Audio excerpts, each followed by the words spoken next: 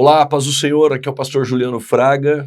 Você que está acompanhando o programa Fora da Caixa, um recado muito especial. Chegou em minhas mãos este lançamento, O Tempo do Fim, desvendando os mistérios da escatologia, pela editora CPAD, que é a casa publicadora das Assembleias de Deus. Este livro é um clássico que chegou em nossas mãos e pode chegar em suas mãos. Neste livro nós vamos abordar todos os eventos escatológicos e principalmente a questão pré-milenista e pré-tribulacionista no tocante à questão do reino. Como será o reino literal na terra quando Cristo vier na segunda vinda para estabelecer esse reino? Como será esse reino? Mateus 24, Mateus 25, sermão profético, e também as 7 igrejas da Ásia. Tudo isso e muito mais dentro deste livro, O Tempo do Fim, lançamento pela CPAD. Quer adquirir o seu? Na descrição aqui abaixo tem um link. Clica no link, vá para a loja e adquira o seu. Tempo do Fim, desvendando os mistérios da escatologia.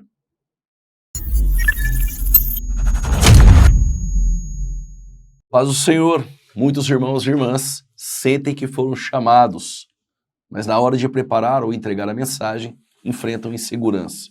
Foi assim comigo também, a falta de direção. E foi pensando nisso que eu desenvolvi o curso Preparando Pregadores, para ajudar você que deseja se capacitar para pregar com mais clareza e fidelidade a palavra.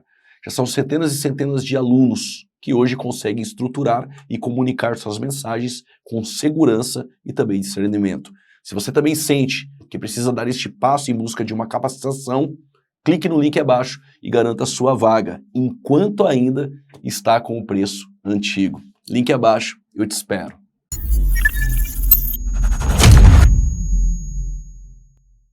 Olá, paz do Senhor, está no ar o programa Fora da Caixa, programas às vezes entrevista, às vezes debate, e hoje nós temos um programa muito especial, programa de debates, e com o tema se o pastorado feminino é bíblico, sim ou não. Para debater aqui, neste dia tão especial, está conosco o pastor Anderson Medeiros, ele é pastor da Igreja Reviver em Cristo, de Olinda, Pernambuco, veio de tão longe a brilhantar aqui o programa Fora da Caixa. Seja bem-vindo, pastor Anderson. Amém, um prazer, um privilégio, uma alegria estar aqui com vocês. E o meu objetivo é que a palavra de Deus ela seja exposta, explanada, e o nome do Senhor seja glorificado. Glória a Deus. O pastor é debatedor, já esteve em alguns programas debatendo, né, pastor? Não, eu fui para uma entrevista, né? Ah, foi entrevista. Debate não, é. Debate Mas está indo para debate primeiro. daqui a pouco, né? Amanhã. Outro. Vamos aquecer aqui, então. Ele que não veio de tão longe, inclusive, ele mora aqui no programa Fora da Caixa, o programa é dele também. Ele que é pastor, debatedor, inclusive está vindo um curso aí extraordinário de escatologia, acredito que eu vou fazer também, viu? E ele tem já traduzido diversas obras relevantes, também sobre o assunto de escatologia aqui no Brasil, considerado por muitos um dos maiores escatólogos do Brasil, tem edificado muitas vidas. Pastor Ivan Santos, mais uma vez, seja muito bem-vindo. Pastor Juliano, é um prazer estar novamente no programa, sempre uma alegria, uma satisfação podermos discutir temas bíblicos de grande relevância. Nessa oportunidade estaremos debatendo sobre o tema o pastorado feminino é bíblico ou não, juntamente com o pastor, nosso irmão em Cristo, pastor Anderson. Creio que vai ser um tempo de bênção e aprendizado para todos. Amém. Glória a Deus. Se no programa eu falar Anderson, já estou acostumado, mas Anderson Medeiros. Pastor Anderson, o pastorado feminino é bíblico? Se sim, o senhor tem aí um tempo para comentar sobre. Amém. Eu creio que o ministério pastoral feminino é bíblico, sim. E eu gostaria de começar dizendo que a Bíblia, eu creio que a Bíblia não normatiza uma proibição de forma cabal, e creio que ela normatiza uma permissão que foi ocultada pelas tradições, ou traduções e interpretações. Eu creio que a Bíblia permite, mas com critérios. Eu creio que a mulher, em geral, já exerce, só falta o título em muitos casos, não é? Acaba sendo uma questão não de dom, mas de títulos, porque A questão de título, ela é humana, ela é necessária para a instituição, mas o ministério pastoral é um dom ministerial da parte de Deus, né? Então, mesmo não sendo de forma intencional por quem as criou, essas doutrinas de proibição, eu acredito que está relacionado é muito semelhante ao que aconteceu com a igreja, o tempo da igreja, a história da igreja, quando a Bíblia foi proibida dos fiéis. Porque se trata de ocultações de textos, e eu não vou inventar a roda aqui, eu já vou dizendo, né? Eu vou trazer a explanação do texto bíblico original, mas o que aconteceu foi que esse texto ele foi ocultado, e por isso que surgiram as demais vertentes proibindo o ministério pastoral feminino. Mas como para tudo tem um tempo, eu creio que, como fala em Daniel, né, 12:4, que o tempo do fim é o tempo de muito conhecimento. Deus nos reservou esse tempo para que isso pudesse ser esclarecido. Ok. Pastor Ivan, pode ter pastora? Pastorado feminino, ele é bíblico? Bom, a minha leitura bíblica sobre essa questão me leva a entender que o ministério pastoral, à luz das Escrituras, não tem o respaldo que muitos igualitaristas, né, isto é, aqueles que defendem essa perspectiva, gostariam que tivesse, ou pelo menos tentam apresentar essa perspectiva a partir de alguns textos. Porque eu digo que, biblicamente, eu penso que não há fundamentação bíblica para o pastorado feminino. Deixando claro, antes de apresentar aqui algumas evidências bíblicas para comprovar a minha fala, eu quero já destacar que a minha perspectiva em relação ao complementarismo, que é a ideia onde a mulher é uma adjuntora, uma auxiliar, mas não pode ser consagrada como a ministra oficial de uma congregação. Essa minha perspectiva, eu não a defendo de forma tão radical ao ponto de não admitir que, em casos excepcionais, em determinados contextos, possa haver exceções. Pois nós encontramos isso no texto bíblico por diversas vezes, tanto no Antigo Testamento, né, principalmente, como até mesmo no Novo. Há contextos específicos. Entretanto, o padrão bíblico em relação ao ministério pastoral, biblicamente, nós temos toda uma fundamentação que defende que a vontade de Deus é que o homem exerça essa função, não porque ele venha a ser superior à mulher. Nós vamos até, tendo tempo, né, e oportunidade de tratar sobre essa questão dessa unidade que há em Cristo. Mas, enfim, rapidamente, apresentando aqui algumas razões bíblicas, né, para as quais nós podemos considerar e ver que, de fato, é difícil nós sustentarmos biblicamente esta perspectiva. O texto do Antigo Testamento, por exemplo, nós temos já algumas mulheres que exerceram funções nobres. Entretanto, nós não temos ali sacerdotisas. Por exemplo, Miriam profetizou, né? Débora foi juíza. Nós temos a profetisa Hulda, Ana, que também foi usada por Deus de uma forma especial. Entretanto, em nenhum contexto no Antigo Testamento nós vamos encontrar, ali na liturgia do culto do Antigo Testamento, mulheres sendo consagradas, ungidas as sacerdotisas. No Novo Testamento, nós temos uma importância muito grande sendo dada em relação à mulher e suas funções, a partir de Cristo e da igreja. Por exemplo, Jesus, ali naquele encontro com a mulher samaritana, ela vai e anuncia aquele momento que ela teve com Cristo, ela anuncia o Cristo para os samaritanos. Nós temos também a Maria Madalena, né, da ressurreição, que foi a primeira ali, praticamente, a anunciar a ressurreição de Cristo. Partindo ali para Atos dos Apóstolos, nós vamos ter Priscila, né, entre Áquila e Priscila, nós temos ali o texto descrevendo Priscila como aquela que está ali orientando até mesmo Apolo. Enfim, nós temos ali o capítulo 16 de Romanos, onde Paulo vai apresentar diversas mulheres que trabalharam na obra do Senhor, né? Quando nós vamos, por exemplo, considerar Jesus escolhendo. Jesus, ele quebrou ali vários paradigmas, né, daquele tempo, considerando a cultura judaica e o contexto social em que ele vivia. Então, se há uma ocasião onde Jesus poderia de fato, escolher uma mulher para ser uma apostolisa ou algo do tipo, foi na escolha dos 12. E ele escolheu 12 homens. Quando nós vamos para Atos dos Apóstolos, nós vamos ver que os primeiros diáconos, né, até uma discussão se de fato eram diáconos ou não, mas são 7 homens. Enfim, o apóstolo Paulo ele vai sempre apresentar nas suas epístolas o fato de que são presbíteros que tomam conta ou lideram as congregações. Nós temos aqui diversos textos, né, no Novo Testamento onde Paulo vai apresentar essa realidade da igreja primitiva, onde quem sempre era estabelecido como o líder era o homem e não a mulher. E isso não porque, mais uma vez digo, o homem é superior. A ideia não é essa. Isso faz parte de um propósito de Deus que já veio desde a criação. Aliás, esse é um dos argumentos que Paulo vai usar para sustentar a sua doutrina de que o homem é aquele escolhido por Deus para direcionar, para liderar uma congregação. Quero usar somente 2 textos aqui, nós já vamos encerrar minha fala inicial. Por exemplo, em 1 Tessalonicenses 5,12, nós temos: rogamo-vos, irmãos, que reconheçais os que trabalham entre vós e que presidem sobre vós no Senhor, e vos admoestam, e que os tenhais em grande estima e amor por causa da sua obra.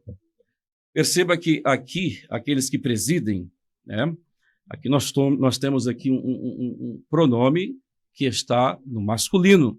Né? Nós podemos pegar aqui outro texto muito conhecido, que se encontra em 1 Timóteo, capítulo 5, versículo 17, que diz: os presbíteros que governam bem sejam estimados por dignos de duplicada honra, principalmente os que trabalham na palavra e na doutrina.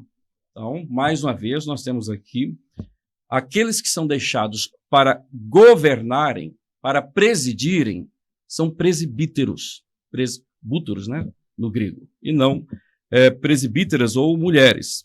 Um outro texto também muito interessante que eu acho é 1 Pedro, capítulo 5, verso 1, que diz: aos presbíteros que estão entre vós, admoesto eu, que sou também presbítero com eles, e testemunha das aflições de Cristo e participante da glória que há de se revelar, apacentai o rebanho de Deus que está entre vós, tendo cuidado dele, não por força, mas voluntariamente. Mais uma vez, agora nós temos Pedro, falando sobre a questão da liderança na igreja, nós temos aqui presbíteros.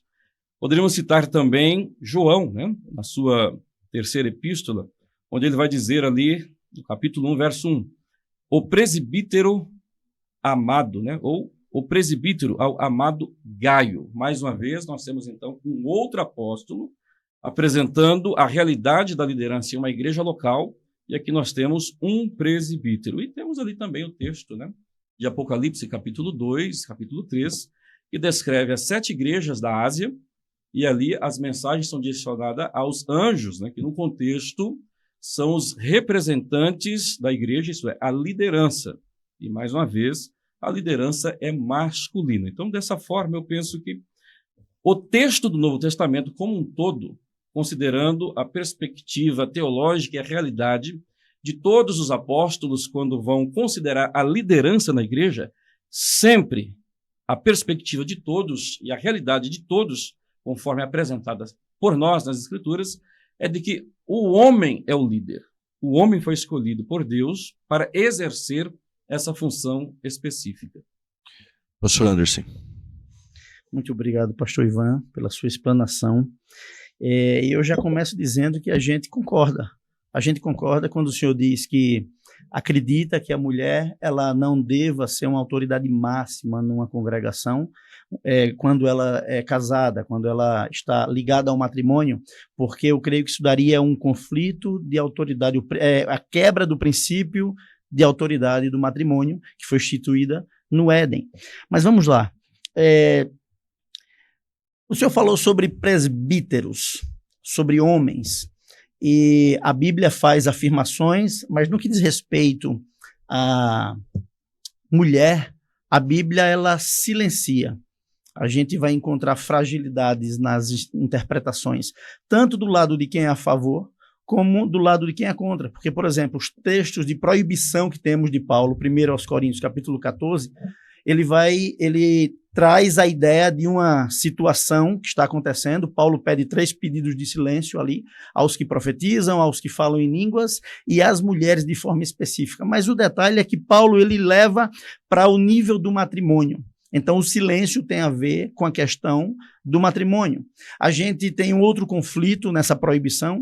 Eu vou explanar rapidamente sobre as proibições. O outro conflito é que é de 2, 3 capítulos antes, que 1 aos Coríntios 11, Paulo reconhece que em algum momento do culto público, as mulheres oram e profetizam. Então, existe uma incoerência, eu digo isso com respeito, não é, a quem instituiu a doutrina, e existe uma incoerência que é, as mulheres vão ficar em silêncio, mas como que elas vão orar? E eu acredito que essa é uma interrogação que aparece nos podcasts e, de uma forma geral, aqueles que são a favor do Ministério Pastoral Feminino, eles não conseguem respaldar o Ministério Pastoral Feminino com um texto de proibição, e eu acho que é aí que está a fragilidade. A outra proibição está exatamente em 1 Timóteo capítulo 2, que eu encontro uma outra possível incoerência, eu digo assim, que é o fato de que todas as proibições ou as determinações que foram dadas para aquele tempo, a única que permanece é de que a mulher não pode ensinar, porque todas as outras, elas foram consideradas como situações culturais, de contexto cultural. Então, e a outra questão é que, da mesma forma como em 1 aos Coríntios capítulo 14, Paulo eleva a discussão para uma questão matrimonial. Então, assim, não dá para a gente ir de encontro ao texto original quando ele fala para a mulher não ensinar nem exercer autoridade sobre o seu marido, não é qualquer homem, porque se fosse qualquer homem estaria de encontro à legislação, a Sharia é outra, a Torá, não é? Estaria de encontro quando a mulher ela precisava se submeter ao seu marido ou, na ausência do marido, a qualquer homem da sua família. Então, nesses 2 textos de proibição, de forma preliminar e rápida, eu considero que eles são frágeis. Eles são frágeis porque tem algumas lacunas que não fecham. Em relação agora diretamente ao texto que o senhor falou, que foi 1 Timóteo capítulo 5, versículo 17, que fala dos presbíteros. Uhum. Eu trago uma curiosidade, que essa curiosidade eu acredito que tem sido deixada de lado, tem sido esquecida, mas por causa das traduções. O texto de 1 Timóteo capítulo 5, versículo 17, fala dos presbíteros. Muito bem, o mesmo texto fala dos presbíteros que presidem bem. Então, nós sabemos que tinham presbíteros que cuidavam das finanças, presbíteros de várias áreas, mas tinham os que presidiam. Então, o texto está falando especificamente de presbítero, e fala de presbítero homem. O senhor falou de presbítera. Presbítera é uma palavra que eu acho que ninguém ouve, será que existe? Talvez se pergunte, será que existe presbítera? E a verdade é que existe sim. O texto bíblico, ele traz a palavra presbítera, né, de forma técnica e rápida. 66 vezes aparece a palavra presbítero no plural, né, no coletivo, no singular, no masculino, no feminino. E uma vez aparece no feminino, que é exatamente esse mesmo capítulo. Isso, capítulo 5, versículo 2. O capítulo, e é curioso porque eles, quando eu digo eles, eu digo aqueles que traduziram, acredito que eles traduziram baseado numa perspectiva ou numa linha de interpretação, porque a palavra, no versículo 2 de 1 Timóteo, capítulo 5, ela é traduzida como mulheres idosas. E aí o problema, qual é o problema que eu vejo? O problema que eu vejo é, bom, tem muitos, mas o primeiro é que no mesmo capítulo você tem a palavra presbítero aparecendo, e aí vem, ela não é colocada como homens mais velhos ou homens idosos. Ela é colocada como presbítero, representando uma autoridade na igreja, uma autoridade eclesiástica. E a mulher é deixada de lado quando tem vários fatores no texto e no contexto, né, imediato, né, eu falar somente do imediato, que é aquela região do texto, quando fala diretamente para lideranças. A tradição tradicional diz, a interpretação tradicional diz que esse texto diz respeito à nova família de Deus.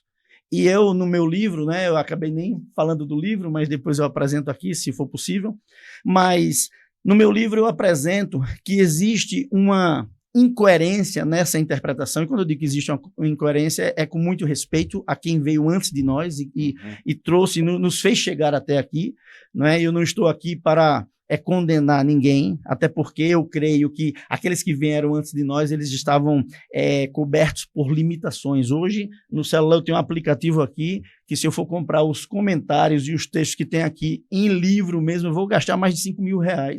E eles tinham muita limitação em relação a isso. Então, eu acredito que não existiu uma maldade, né? Uma maldade sobre a questão da interpretação e tradução. Mas voltando sobre a interpretação, a tradução tradicional diz que diz respeito à família de Deus. E eu discordo disso, mas não discordo sozinho. No meu livro eu tenho 55 referências bibliográficas e 179 citações. Então, eu não estou falando de mim mesmo ou por mim mesmo. Eu estou usando quem fala aquilo que eu também concordo. Então, o que acontece? Esse texto, ele não diz respeito à nova família de Deus, e me permitam falar assim, porque no final do capítulo 4, Paulo começa a falar a respeito de Timóteo, falando sobre a autoridade dele, que não deveria ser desprezada por ele ser jovem, e ele dá conselhos voltados para a liderança, e na sequência ele começa o capítulo 5 falando de presbíteros homens, presbíteras mulheres, e o texto diz presbítera. Aí eu vou fazer uma pausa para fazer uma conexão com Tito capítulo 2, porque há quem diga que o texto ele é conexo, mas ele não é conexo, ele é desconexo. Por quê? Porque o contexto ele nos comunica isso e a palavra usada no original. Em Tito capítulo 2, a palavra não é presbútera, a palavra é presbutes. Essa palavra diz respeito a uma pessoa idosa. Paulo usou para si mesmo essa mesma palavra quando falou a Filemon, que ele era uma pessoa idosa.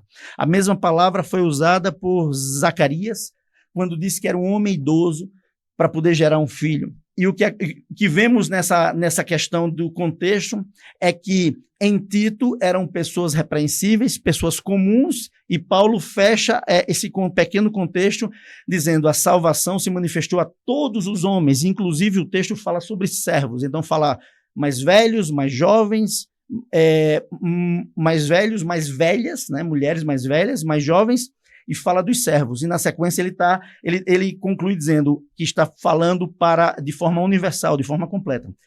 Já em 1 Timóteo, capítulo 5, o que me chama a atenção, e me chamou muito a atenção, é que o contexto, ele está se referindo a lideranças, a autoridades. Paulo, na sequência, fala sobre viúvas. Ele fala das viúvas necessitadas porque ele precisava abordar algo relacionado às autoridades que ele estava tratando ali. As viúvas necessitadas não eram autoridades, mas ele precisava falar a respeito do dinheiro da igreja que era usado pelas autoridades, para que o dinheiro não fosse gasto de forma equivocada, ou seja, se alguém tem um idoso na família, que cuide do seu idoso. Então, Paulo aborda as questões de poder, questões de sexo, né? A questão da relação, são os maiores problemas que alcançam a liderança: dinheiro, poder e a parte de sexual. Então ele aborda essa questão a respeito das viúvas mais jovens, aí ele fala da viúva, da lista de viúva escrita. E aí é o X da questão que faz a conexão com as presbíteras do versículo 2, quando ele fala das viúvas inscritas. Ele fala sobre essa lista das viúvas escritas, e ele fala sobre uma lista de pré-requisitos. Assim como tem em 1 Timóteo capítulo 3, para os presbíteros, para os diáconos, existia uma lista de pré-requisitos para que uma mulher pudesse entrar na lista de viúvas escritas. E Paulo chega a dizer: eu não quero que as viúvas mais jovens, elas entrem nessa lista, porque se elas voltarem a se casar, elas vão trazer condenação para si. E a condenação é no fato, ele complementa dizendo, porque vão desprezar o seu primeiro compromisso, ou seja, depois da viuvez, a mulher iria ter um primeiro compromisso, que seria a lista de viúvas escritas. Então, esse texto, ele pode inicialmente dizer assim: você não tem provas, como que você vai dizer que tem uma mulher pastora na igreja? Eu tenho algumas provas arqueológicas que eu trago eu vou precisar só me localizar aqui em relação às viúvas. Tá chegando, estou chegando. Pronto, eu já tenho algumas questões aqui que eu quero levantar. Tudo bem, deixa eu só concluir. Tudo bem. Pode concluir. Aí o que acontece? Esse texto daqui, em relação às viúvas escritas, Tertuliano fala de uma lista com 2 tipos de viúvas. Antes de falar da lista, eu falar aqui o reconhecimento que existiam 2 tipos de viúvas. Isso é muito importante e fundamental, porque a a interpretação tradicional, ela aborda que era a família de Deus, estava falando de homens, mulheres, mais velhos, mais jovens, e as viúvas. Se fosse da família de Deus, estariam faltando os órfãos e os presos, que Jesus inclui, que Paulo inclui, os presos. Então, definitivamente não se trata de família de Deus, porque ele está falando sobre autoridade. E antes de voltar para as viúvas, só concluir a ordem, como ele enumera as recomendações para autoridades. Ele falou das viúvas escritas, eu vou voltar para falar delas, mas no versículo 17, ele fala sobre os presbíteros que presidem. Depois ele fala sobre a remuneração desses presbíteros. Depois ele fala sobre os pecados. Depois ele fala sobre as denúncias. Depois ele fala sobre ordenação, que ele diz, não impõe as mãos precipitadas sobre alguém. Aí ele fala, porque os pecados e as boas obras, elas podem vir a aparecer com o passar do tempo. Então, definitivamente, esse texto ele está falando de conselhos para lideranças e autoridades. E quando a gente volta para a questão das viúvas, primeiramente a gente precisa destacar os dois tipos de viúvas. O comentário Beacon, né, ele declara, ele reconhece que existem dois tipos de viúvas, e ele diz assim, o primeiro grupo é da igreja para as viúvas, que eram as necessitadas. O segundo grupo é das viúvas para a igreja.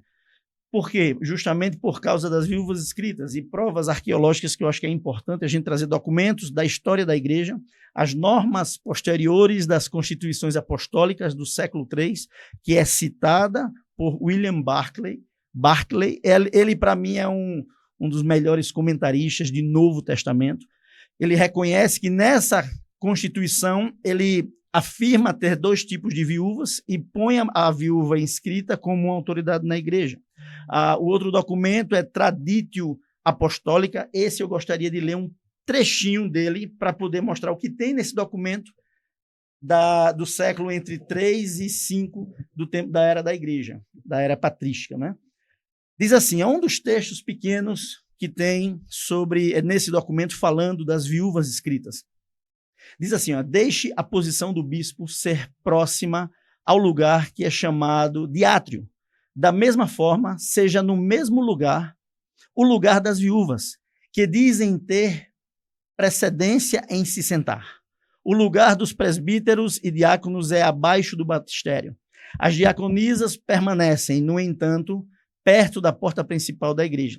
O que ele usa aqui, a palavra se sentar, era uma palavra usada naquele tempo, comum naquele tempo, e nós temos dois artefatos arqueológicos, que são duas lápides, eu trago no meu livro essas duas lápides, uma é da viúva Regina e a outra é do presbítero romano, são duas lápidas que têm uma inscrição falando sobre o serviço dela de liderança espiritual, e nessas lápides usa-se a mesma palavra, que é sedit. Essa palavra, em latim, ela é a mesma palavra usada nesse documento para indicar que se sentou na cadeira. Segundo a gente leu nesse documento, as viúvas escritas, elas ficavam numa posição junto aos bispos, e abaixo deles vinham os presbíteros da igreja. Então, o que acontece? Nós temos algumas comprovações históricas, né, documentos e comprovações arqueológicas que corroboram com o texto bíblico. E, além disso, eu posso pausar minha fala para falar depois sobre a lista de qualificações dessas viúvas escritas, para a gente, primeiramente, respaldar a possibilidade de um ministério pastoral feminino.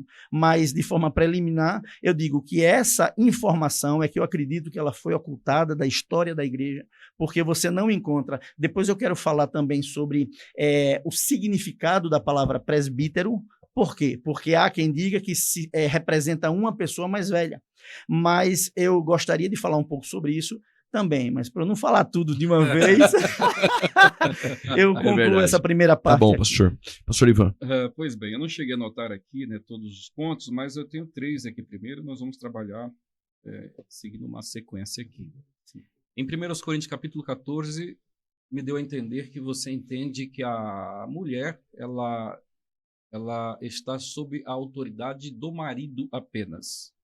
É isso? Não, é 1 Coríntios capítulo 14, isso. A questão é situacional, porque existe um atrito entre mulheres casadas e seus maridos. Certo.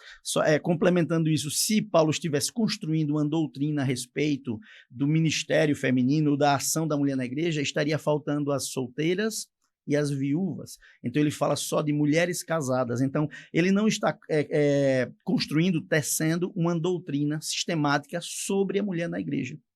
Resumindo, se aplica apenas à mulher casada aqui no contexto. O problema situacional da época era com o marido. E aqui no texto de Timóteo, capítulo do número 2, você afirmou que tem também uma questão de um contexto aqui. O que seria exatamente essa questão aqui de Timóteo, capítulo 2, né? Sim. Quando ele diz, a mulher aprenda em silêncio com toda sujeição. Não permito, porém, que a mulher ensine nem use de autoridade sobre o marido. Mais uma vez, o marido está aqui na questão do casal. Sim. Mas que esteja em silêncio. Como que você consegue entender nesse texto que Paulo, de uma forma direta, não está vetando não apenas a questão do ensinamento, mas principalmente a questão da mulher exercer autoridade, seja sobre o marido e, consequentemente, né, considerando que o lar é o padrão para a igreja, né? Aliás, nós que somos pastores sempre dizemos que a primeira igreja nossa é o lar. Então, quem que é o líder, quem que é o cabeça instituído por Deus no lar? O homem. Me dá a entender que é isso que Paulo está tratando aqui, principalmente a partir do versículo de número 13, onde ele vai usar uma referência que não tem a ver com o contexto histórico ali, sim. Mas tem a ver com um padrão revelado nas Escrituras. Enfim, o que seria esse padrão dentro de um contexto histórico poderia, de alguma forma, favorecer essa perspectiva que você está defendendo? Primeiramente, partindo do princípio que naquela cultura, a mulher ela não poderia falar em público, e principalmente na presença do marido. Não podia falar em público quando tivesse homens. Pela cultura da época, a mulher precisava ficar em silêncio. Então, quando ele fala que é vergonhoso, quando ele fala que a mulher ela tem que ficar em silêncio, está relacionado à cultura. Mas antes de continuar falando do versículo 13, eu acredito que o que está acontecendo aqui é uma quebra de padrões da parte de Paulo, porque ele autoriza a mulher a ser ensinada. Aí a gente já entra em outras questões, porque Jesus quebrou esse paradigma, mas no privado. Ele não trouxe a público. Como muitas coisas, Jesus não permitiu que viesse a público, senão iria, digamos assim, ser pedra de tropeço para o seu ministério. Quando ele curava, dizia, não diga quem lhe curou, porque ainda não tinha chegado a sua hora. Então, Jesus quebrou um paradigma da mulher que não podia aprender. E aí a gente vai para um outro problema, que é o problema de que na religião judaica, né, na sinagoga, a mulher não tinha nem o direito de ler a Torá, de ler a palavra de Deus. O filho de um escravo, filho homem de um escravo, ele poderia ler, mas a mulher não. A mulher ela deveria ficar em silêncio, a mulher ela não poderia, ela podia ouvir. Aí a pergunta é, de onde veio isso? Se tudo que vem da doutrina judaica vem da Torá, aonde está isso? Quando a gente vai lá no Pentateuco, nós encontramos o Senhor dizendo a Moisés, depois que Moisés termina de escrever a lei, o Senhor diz, Moisés, pega essa lei e ensina a homens, mulheres, crianças e até estrangeiros que há no meio de vocês. Com o passar do tempo, as doutrinas teológicas de Israel, dos líderes de Israel, começou a ser adulterada, e a gente confirma isso em Ezequiel 18, que não tem nada a ver com o tema, mas quando o Senhor começa dizendo, vocês não falarão mais este provérbio em Israel, ou seja, existe algo ensinado de forma equivocada, que estava sendo adulterado, e eu me dou o direito, a liberdade de dizer assim, que Deus estava tolerando, porque assim como Jeremias, quando disse, dar-vos-ei pastores segundo o meu coração, 2 capítulos antes o Senhor disse, os pastores que vocês têm, eles são fracos. Então, a liderança espiritual de Israel, ela estava se enfraquecendo, mas quando chegamos em Malaquias capítulo 2, o Senhor declara o erro dessas lideranças, dizendo, vocês estão induzindo o povo a pecar, e complementam entrando na questão da mulher, certo, e dizendo sobre a questão da autoridade. Tá? Eu acho que eu fui um pouco prolixo, né? Assim, né? Eu queria só voltar para te responder, então. Sim. Porque eu estou fazendo isso, eu estou fazendo essa conexão para dizer que a mulher ela foi impedida erradamente, equivocadamente de aprender. E não foi Deus que proibiu. Essa proibição de aprender, Jesus quebrou no privado, quando permitiu que Maria aprendesse como um discípulo homem, que a mulher não podia se sentar aos pés de um professor. Né? Então, mas, por exemplo, na sinagoga, a mulher ela poderia ouvir o discurso através de um mestre, ela não poderia aprender?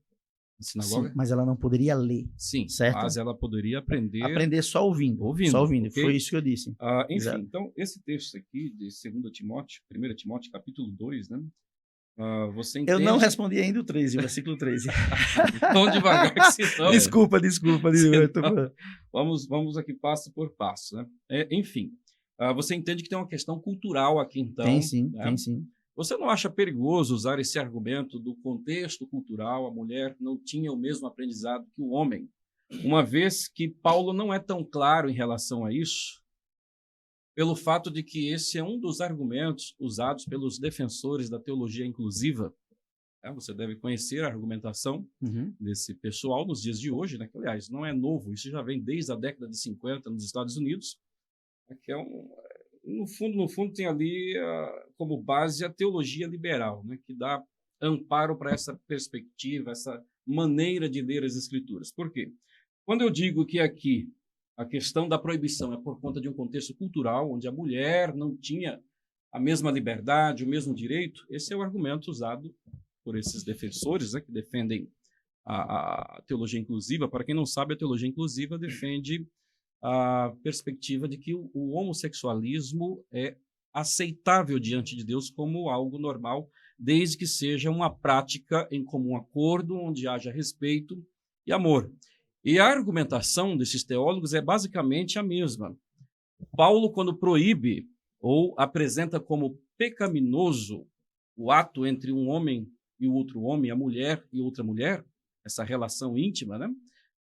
Paulo está considerando ali a questão cultural da época, onde então haveriam relações forçadas. E nesse sentido, como você sabe, a argumentação deles com base no contexto cultural é que Paulo estava condenando a prática homossexual com violência, o estupro ou algo do tipo, e não a prática que era a partir de uma relação consensual. Sim, sim. Entretanto, os textos onde Paulo trata, né, condenando essa prática e considerando-a como pecaminosa, não nos traz nenhum indício de um contexto cultural onde uma prática onde havia a violência era aquilo que, de fato, ele estava proibindo.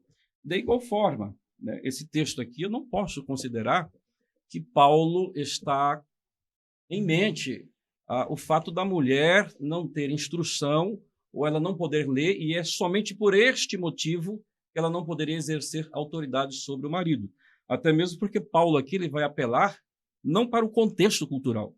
O texto no versículo 13 e 14 vai remeter essa questão lá para a criação. O padrão que Paulo estabelece aqui, para que o homem seja o cabeça, o homem seja o líder, tanto no lar como na igreja, não é o padrão cultural dos seus dias. Aliás, Jesus Cristo, como apresentei na minha fala inicial, ele quebrou muitos padrões culturais do seu tempo sem nenhuma dificuldade.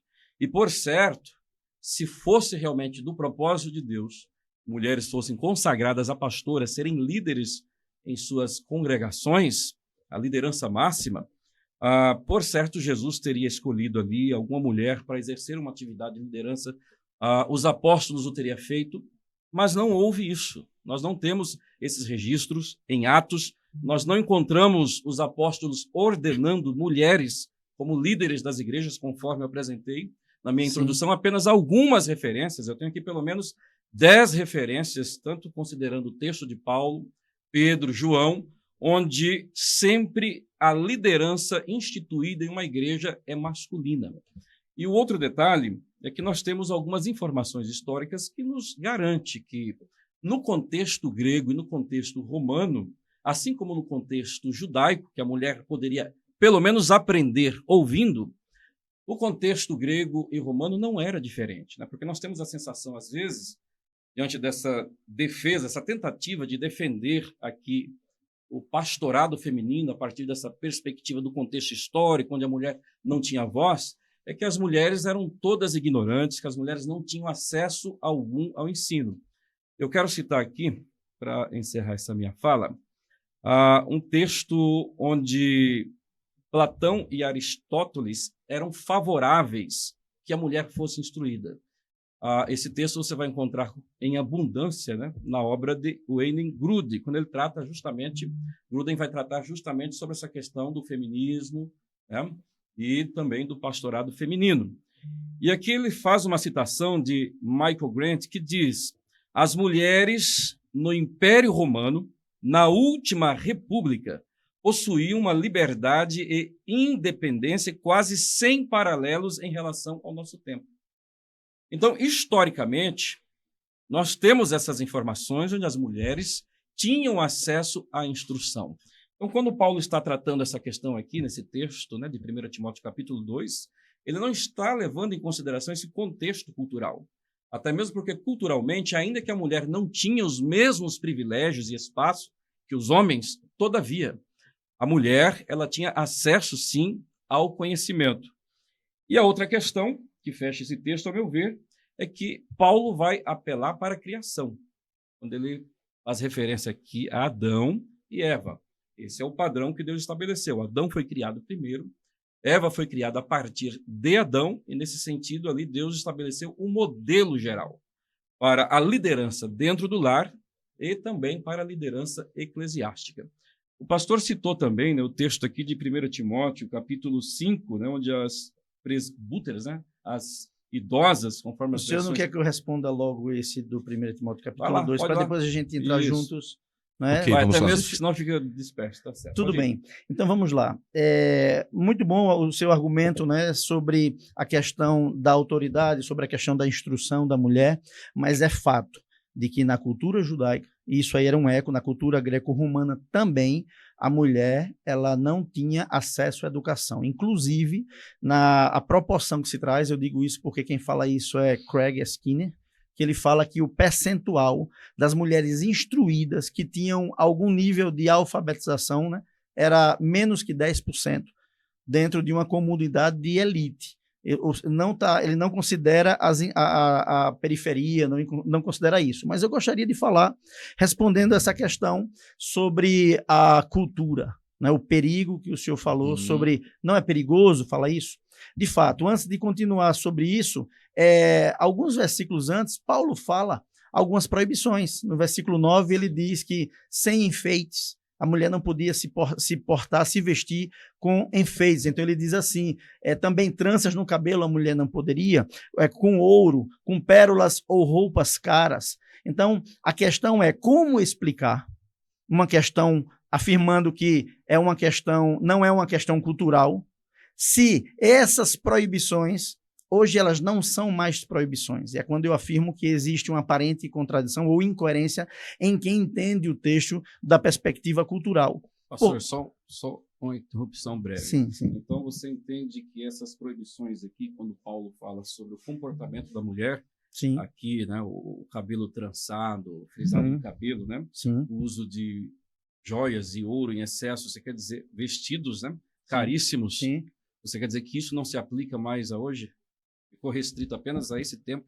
Mas a mulher, ela... Não, o que eu estou querendo dizer é o seguinte, é que isso era uma proibição de Paulo. Só diz respeito a esse contexto? Não. Assim como a mulher, ela não deveria ensinar, nem exercer autoridade sobre o seu marido. A minha questão é a seguinte, o versículo 12 perseverou. O versículo 12, no contexto de quem entende assim, a mulher não pode ensinar nem exercer autoridade. Ok. Mas os versículos anteriores, eles podem hoje em dia? Podem. Eles deveriam ser proibidos se essa é uma proibição universal para todos os tempos. Então, eu creio que está acontecendo algo situacional. Quando Paulo leva o debate para o nível do matrimônio partindo do Éden, ele usa o matrimônio para respaldar a autoridade do marido e nos leva exatamente à afirmação de que estava existindo um conflito de autoridade entre mulher e seus maridos. E por isso que ele fala do Éden. Inclusive, ele entra na questão sobre a mulher será salva tendo filhos. E essa questão daí, muitos levam para a questão, tem muitas doutrinas que falam sobre isso, mas é muito claro como existia uma condenação para a mulher naquele tempo que não tinha filhos.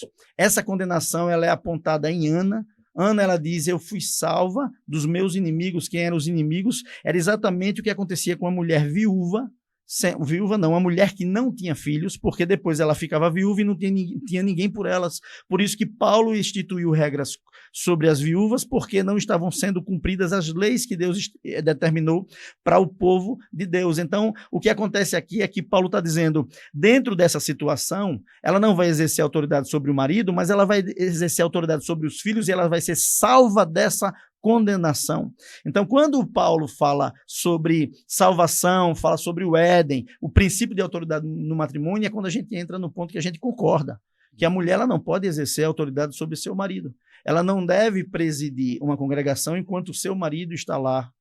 Não é? Então, eu concordo com o pastor nesse aspecto. A grande questão daqui é que não podemos usar esse texto como a construção doutrinária, porque Paulo não está construindo uma doutrina definitiva sobre a mulher em todos os tempos. É uma questão situacional. Pastor, mas o fato de Paulo explicar no verso 13 o motivo dessa proibição da mulher exercer autoridade, ensinar, enfim, em relação ao marido, nós temos o verso 13 que diz, ele está dizendo aqui, né, informando-nos o porquê né, dessa proibição. E o verso 13 diz, verso 12 e 13, não permito, porém, que a mulher ensine nem use de autoridade sobre o marido, mas que esteja em silêncio.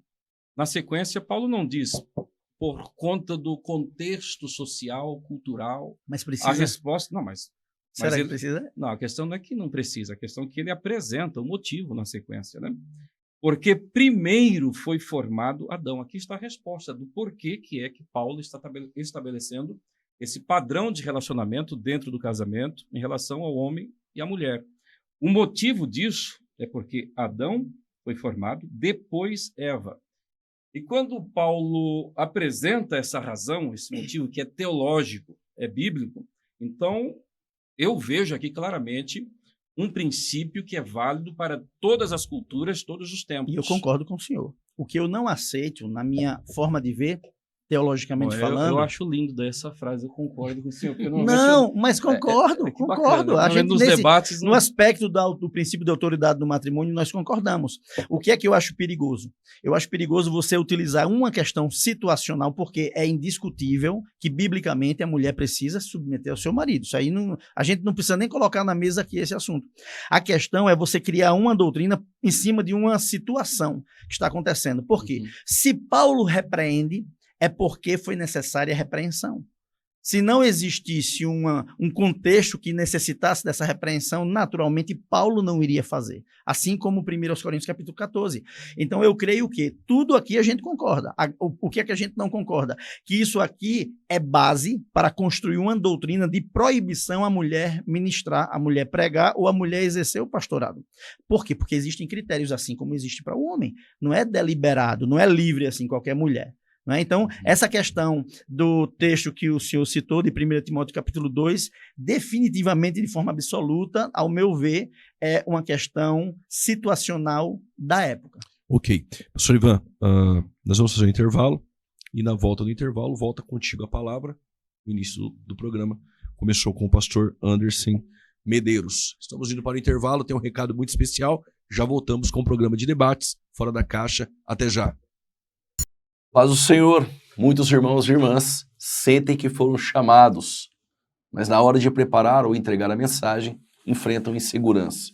Foi assim comigo também, a falta de direção. E foi pensando nisso que eu desenvolvi o curso Preparando Pregadores, para ajudar você que deseja se capacitar para pregar com mais clareza e fidelidade a palavra. Já são centenas e centenas de alunos que hoje conseguem estruturar e comunicar suas mensagens com segurança e também discernimento. Se você também sente que precisa dar este passo em busca de uma capacitação, clique no link abaixo e garanta a sua vaga, enquanto ainda está com o preço antigo. Link abaixo, eu te espero. Voltamos com o programa Fora da Caixa. E se você está gostando aí desse conteúdo, compartilhe, curta, porque curtindo o YouTube entende que o conteúdo ele é relevante e o próprio YouTube se encarrega de levar para outras pessoas. Comente, mande para alguém e com certeza, mesmo que você pense diferente de um dos dois debatedores, é sempre um privilégio poder aprender e ser edificado com tamanho, conteúdo e conhecimento. Pastor Ivan, começou o debate com o pastor Anderson Medeiros e agora é contigo. Pastor Anderson, em relação ao capítulo 5, né? Ao meu ver, na sua fala, em uma de suas falas, esse é um dos textos que você vê um amparo, um suporte para que a mulher venha a ser uma presbítera ou líder na igreja. Entretanto, esse texto está em um contexto onde Paulo está lidando com Timóteo como sendo o líder nessa congregação. Então, aqui há diversas diretrizes que Paulo apresenta, né, estabelece ali para Timóteo, a fim de que Timóteo venha a estabelecer a ordem na igreja ali, né, o andamento do culto e as diversas atividades, a própria assistência às viúvas. E então nós temos aqui, de fato, né, uma referência aos anciãos, que no grego é presbítero, né? Nós temos o termo grego presbútero aqui, e depois nós temos idosa. Né? Pelo que eu entendi, essa idosa aqui no grego aqui, é prosbútera, acho que é isso que está no grego. Está no grego. Essa idosa aqui não seria uma mera anciã, uma senhora de idade. Seria uma das líderes. Mas era uma das participantes do presbitério. Do presbitério. Em uma igreja em Éfeso, onde quem era, de fato, o líder ali, estabelecido por Paulo, para quem Paulo escreveu? Timóteo. Sim. Então, nesse caso, você entende essa mulher não como uma mera anciã, mas como uma líder. Uma das líderes. E havia alguma liderança masculina acima dela aqui? Nessa congregação? Vamos lá. Dentro do contexto, ele fala das viúvas. Certo? Então, existem critérios para essas presbíteras. Vamos compreender que no versículo 17, quando ele fala sobre os presbíteros que presidem bem, ele complementa dizendo, especialmente os que se esforçam na pregação da palavra e do ensino. Assim como Efésios capítulo 4, nós temos 5 dons ministeriais. Então, existem presbíteros atuando em várias áreas. Paulo, inclusive, os apóstolos entregaram na mão dos presbíteros ofertas. Então, nós entendemos que o presbítero não necessariamente é aquele que está à frente definitivamente de uma congregação, mas um dos participantes. Né? Inclusive, eu diria que, no contexto de hoje, uma mulher, por exemplo, que dirige um círculo de oração, ela está fazendo o papel de um presbítero. Uma mulher que prega, ela está fazendo o papel de um presbítero. Uma mulher que gere as missões de uma igreja, a área missionária, evangelismo, ela está exercendo o papel de presbítero. Por quê? Porque na igreja primitiva só existiam 2 cargos instituídos básicos, que eram os diáconos e os presbíteros. Na igreja primitiva, pastor era dom ministerial e não título ou cargo. Nós podemos ver isso evidenciado em Efésios capítulo 4, mas necessariamente quando um pastor ele está pregando ou exercendo liderança, ele está fazendo o papel de um presbítero. A gente entende que para a instituição atual isso é necessário, e aí dá a terminologia que se quiser. Mas o presbítero era o único cargo da palavra na igreja primitiva. O bispo era o líder do presbitério, né? E o apóstolo, como a gente sabe, era considerado aqueles que foram enviados por Jesus. Mas a mulher exercendo um cargo de presbítera, ela estaria no mesmo nível daqueles que pregam a palavra, que exercem a autoridade, e não necessariamente a autoridade máxima. É quando eu concordo que o ministério pastoral ele já existe, mas ele não está sendo reconhecido nos dias de hoje. Certo. Então, no caso para você, essa presbítera aqui era uma mulher que exercia liderança, sim, mas estava subordinada a uma autoridade maior, é isso? Sim. Então, nesse caso, ela não era uma autoridade máxima. Uma autoridade máxima, que é o que nós vemos hoje na defesa do pastorado feminino. Porque, ao meu ver, parece que você também defende isso. A gente concorda nisso aí. E a mulher, sim, certo, mas parece que você também defende que a mulher pode, sim, ser a autoridade máxima em uma congregação. Isso, quando ela está desligada do matrimônio. Desligada do matrimônio. Ou no caso pela viuvez, né? Por isso que Paulo fala das viúvas. E a lista de viúvas escritas, que tem os pré-requisitos, está bem relacionado exatamente às características espirituais de alguém que está assumindo o ministério da palavra. Anderson, meu amigo, meu irmão, eu vou apertar mais um pouquinho aqui. Por favor. Até mesmo para que os nossos irmãos que estão nos assistindo venham entender bem, então, essa questão que você está propondo. Porque, ao meu ver, a partir do versículo 13 em diante, quando Paulo começa a definir qual é a questão relacionada a essa presbútera, né? Essa Sim, sim. irmã que o texto, no meu entendimento, traduz corretamente, tanto o ancião aqui, né, do versículo 1, como a idosa aqui, o texto está descrevendo pessoas de idade, porque esse é o Sim. sentido básico do termo presbútero, né? O termo grego, é alguém de idade, né? Esse termo vai aparecer em todos os textos onde Jesus está ali discutindo sobre a tradição dos anciãos, né? Aparece ali quando o Apocalipse trata sobre os 24 anciãos, ou seja, pessoas de idade, né? Uma pessoa de respeito, de maturidade. Então, dessa forma, realmente poderia exercer esta função. Mas quando Paulo, então, ele vai apresentar qual é a questão relacionada aqui, né, a essa presbútera, essa idosa, essa senhora, ele vai dizer, do versículo 13 em diante, o seguinte: honra as viúvas que verdadeiramente são viúvas. Em que sentido? Concedendo-lhes autoridade, a liberdade para exercerem o pastoreio? Não. Qual que é a questão relacionada? Verso 4.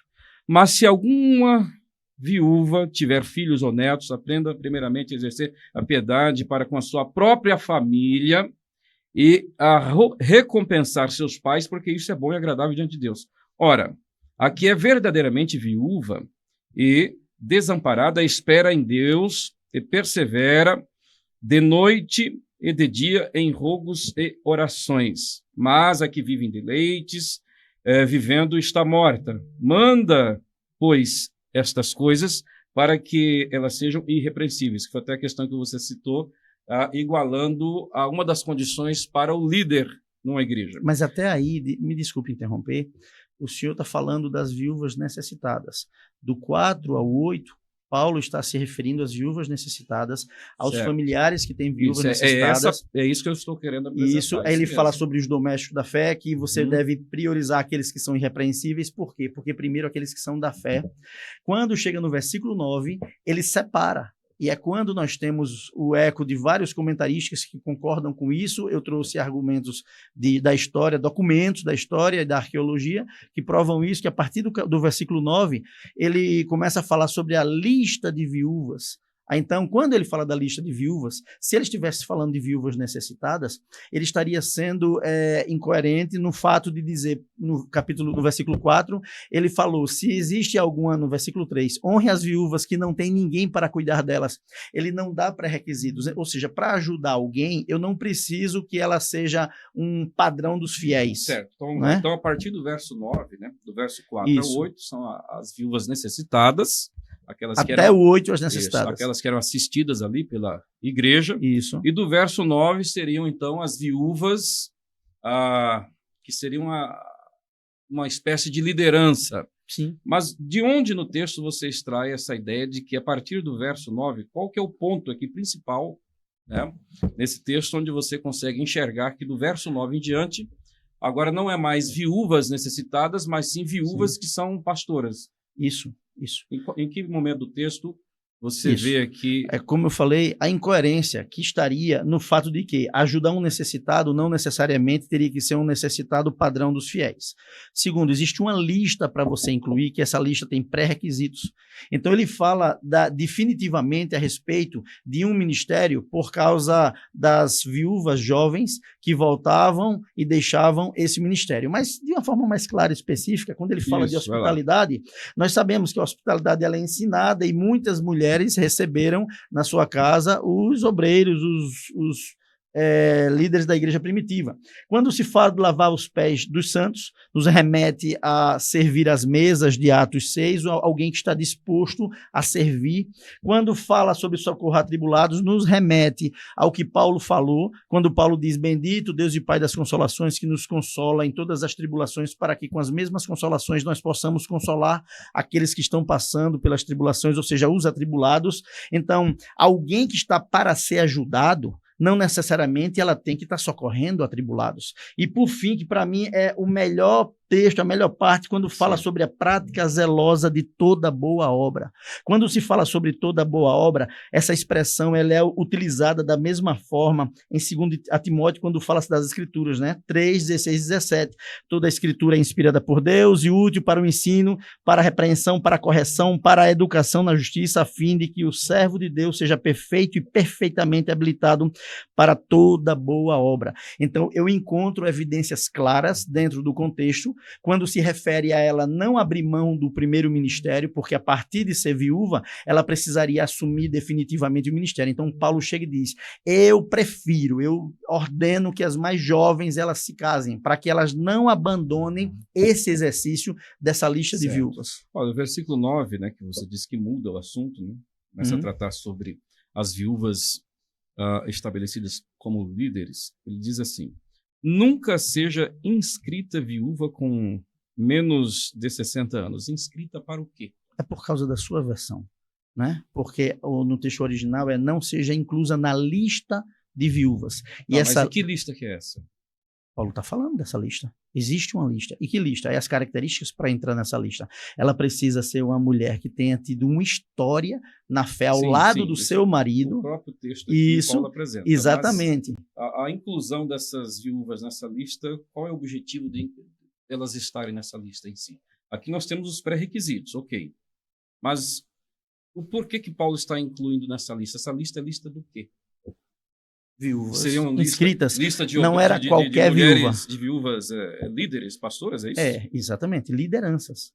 Aí a gente vai para o contexto, encontra presbúteras, versículo 2, a gente encontra as instruções do contexto a respeito das lideranças na igreja, a gente encontra as características de alguém que está no ministério, tá? Então, existem características específicas que estão relacionadas ao desligamento do matrimônio. Quando Paulo fala, não inclua aquelas mais jovens, aquelas que podem voltar a se casar por causa dos desejos e tal. Então, ele está sendo muito claro que existe um peso de responsabilidade em cima de uma mulher que vai entrar nesta lista. Então, a gente não precisa, com todas as letras, dizer algo quando a Bíblia, pelo seu contexto, ela fala diretamente. Pastor, mas aqui o versículo 9, essa lista, né, que eu perguntei se era lista de pastoras, de líderes, essa lista que Paulo fala que Timóteo não pode incluir qualquer uma, ele apresenta aqui, né, as razões e os pré-requisitos.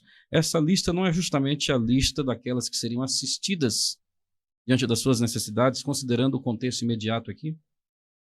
Não, aparentemente sim, mas pelos mesmos motivos. Eu acho que eu vou falar mais uma vez sobre isso. Quando Paulo diz para ajudar alguém, ele não necessariamente diz que para ajudar alguém, essa pessoa que vai ser ajudada, ela precisa ser alguém com um cabedal, com uma história na casa do Senhor. Ele está falando de alguém que tem uma característica ministerial. E aí eu volto para o contexto do versículo 2, que ele está falando de presbíteras, diretamente de presbíteras. Então ele está falando de uma lista de pessoas que têm um currículo irrepreensível, de mulheres que andaram junto com seus maridos, fazendo a obra do Senhor, e não é uma mulher que chegou de paraquedas de uma hora para outra. Porque assim, nesse texto aqui mais adiante, nós temos o verso 14, ele vai falar sobre as viúvas jovens, né? Ele diz, quero, pois, que as que são moças se casem, gerem filhos, governem a casa. Então, assim, a única ideia que o texto apresenta sobre a mulher governar é governar a casa. Sim. E antes dele falar que a mulher vai governar a casa, ele sugere que elas casem. Consequentemente, então, elas não governarão seus esposos.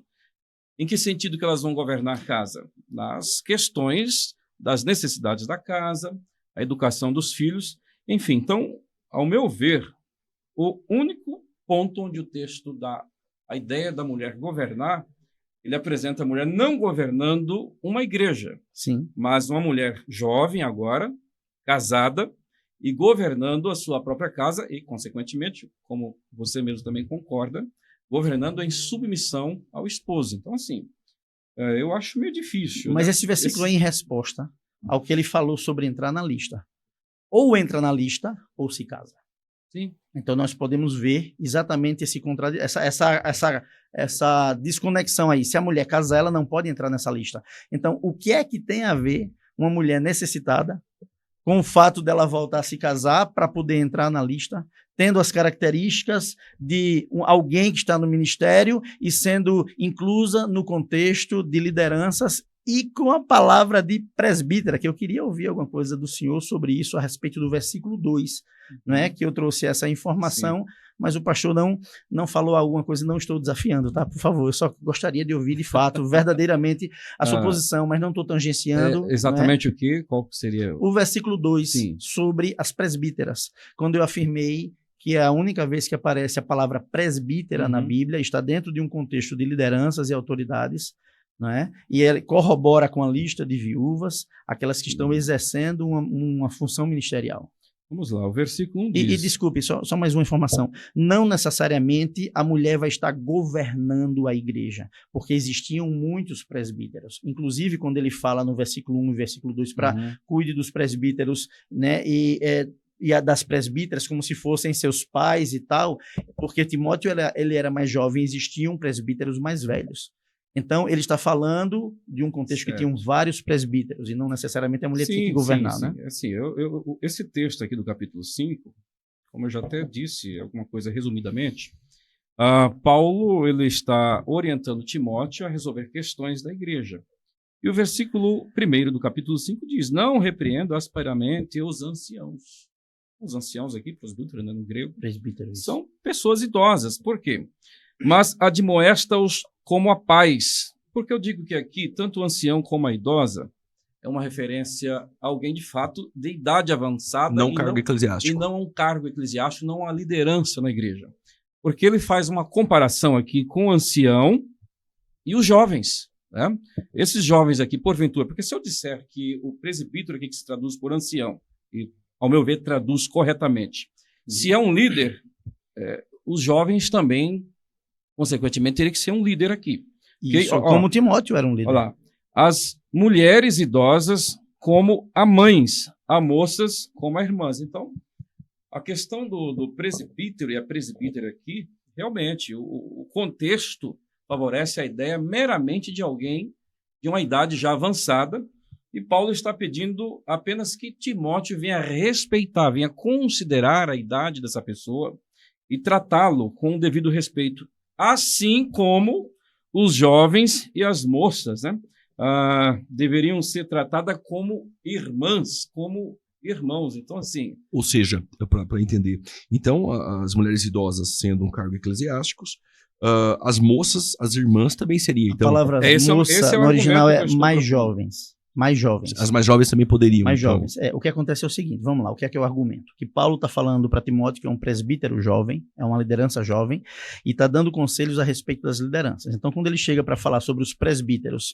e as presbíteras, os presbíteros e os mais jovens, as presbíteras e as mais jovens, Paulo está falando do contexto de lideranças, do contexto de pessoas que estão exercendo tudo aqui a liderança. Faz parte do... Eu acredito nisso, justamente porque ele fala assim, os presbíteros e os mais jovens, as presbíteras e as mais jovens. Aí assim, o senhor disse, essa palavra está relacionada a uma pessoa de idade. É das 66 vezes que essa palavra aparece na Bíblia, ela nenhuma vez ela se refere a pessoas mais velhas, ela só se refere a autoridades. E aí temos mais alguns equívocos de tradução, quando, por exemplo, a parábola do filho pródigo, ela não é para o contexto de pessoas comuns, mais velhas, mais jovens. Jesus estava dando uma resposta, ele conta 3 parábolas, ele está dando uma resposta às autoridades da igreja, aos anciãos, que, diga-se de passagem, quando se traduz o presbítero por ancião, contexto judaico, Israel. Quando se traduz por presbítero, é igreja. E quando se traduz para Apocalipse, os anciãos, eles são, a palavra também é presbítero. Isso. Então, em nenhuma das vezes, a palavra presbítero aparece para uma pessoa comum que é mais velha. Quando aparece, a tradução ela não está coerente ao texto original. Como eu falei, a parábola do filho pródigo, Jesus está dando uma resposta. Exatamente para dizer, olha, eu vim buscar o perdido, a ovelha perdida, dracma, e quando chega no filho pródigo, ele fala do irmão mais velho, que é traduzido como irmão mais velho, como sendo uma pessoa mais velha, mas ele está falando do presbítero, que é uma resposta aos líderes. A outra vez que essa palavra aparece é quando Jesus ele responde aqueles que estavam questionando sobre a mulher adúltera. Então, quando diz que saiu do mais velho ao mais moço, não, saiu dos presbíteros aos outros. Ou seja, o texto original, ele está falando de autoridades. Em nenhum momento, então assim, eu trago essa explanação no meu livro, e quando Paulo, como eu já falei antes, quando Paulo quer se referir a si mesmo, quando está dentro de um contexto de pessoas comuns, como é Tito, capítulo 2, a palavra não é presbítero, porque o mesmo que escreveu 1 Timóteo, que foi Paulo, ele escreveu também Sim. Tito, e ele poderia usar a mesma palavra, mas ele usa uma palavra que é exatamente relacionada ao contexto. Mais uma vez, no capítulo 5 aqui, nós temos o verso 16, e eu insisto, né, que a ideia aqui é toda a ideia que está sendo desenvolvida em todo o contexto até então. Isto é, essas presbíteras, essas viúvas, são pessoas assistidas pela igreja diante das suas necessidades. Olha o verso 16, que interessante. Se algum crente ou alguma crente tem viúvas, socorra-as e não se sobrecarregue a igreja para que se possam sustentar as que deveras são viúvas. Então, o assunto aqui, acho que você disse anteriormente, que do verso 9 separação. muda, e tem a ver com lideranças, viúvas que são líderes, né? Mas o verso 16, mais uma vez, fala do fato e da necessidade de socorrê-las diante das suas necessidades. O que seriam essas necessidades, então? Olha seria só, em relação à liderança delas? Não isso, seria... muito boa sua observação, porque isso diz respeito ao estilo literário que era usado na época, e isso aqui não é uma cambalhota teológica. Por quê? Eu porque não vou Paulo... usar essa expressão. Não, mas eu estou usando, né, por conta própria. Por quê? Porque a forma literária era assim. Dentro de um texto, ele fica transitando, ele vai e volta. No final desse mesmo capítulo, ele está falando sobre a ordenação, impor as mãos precipitadamente. Aí ele aí ele fala dos pecados, assim, não ordene precipitadamente, porque os pecados, tal, podem se manifestar com o passar do tempo. Aí ele, no versículo seguinte, fala o conselho a Timóteo para tomar vinho, e depois ele volta para continuar o texto anterior. Então, quando Paulo fala de uma lista de viúvas, e quando ele fala de viúvas necessitadas, pelo contexto fica claro, mas é absolutamente claro que as características de uma viúva que vai ser inclusa na lista de viúvas inscritas, ela é diferente das viúvas necessitadas. Então, assim, quando eu junto todas essas informações, para que a gente não fique enxugando o gelo, nem tentando ensaboar sabão, né? A gente...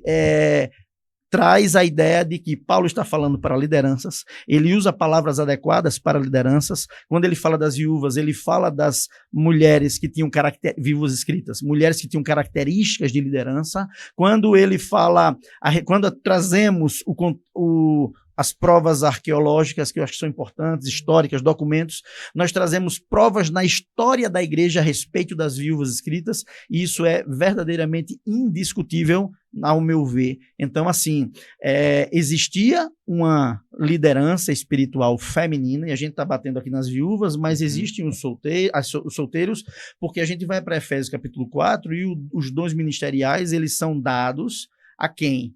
Ao gênero humano.